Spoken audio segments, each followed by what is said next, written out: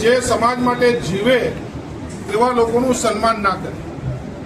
સમાજની અંદર એવા અનેક લોકો છે કે જે પોતાના પરિવારોને, પોતાના જાનમાલને પણ પરવા કર્યા વગર પોતાની જે નોકરીની જવાબદારી છે એનાથી પણ આગળ જઈને અનેક વખત એ એવા હીરો તરીકે કામ કરે છે કે જો એ સમયે ત્યાં હાજર ના હોય તો પરિસ્થિતિ કઈ વિપરીત હોય।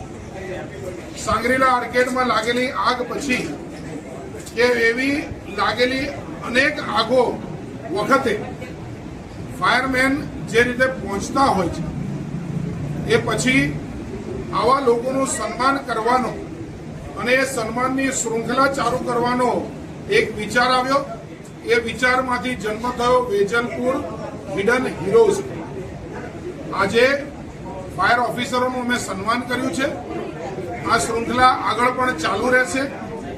જે લોકો હોમગાર્ડના જવાન છે, રાતે પોતાના જીવના જોખમે બી ઘણી વખત એ સમાજ સુરક્ષિત રહે એના માટે આખી રાત જાગતા હોય છે।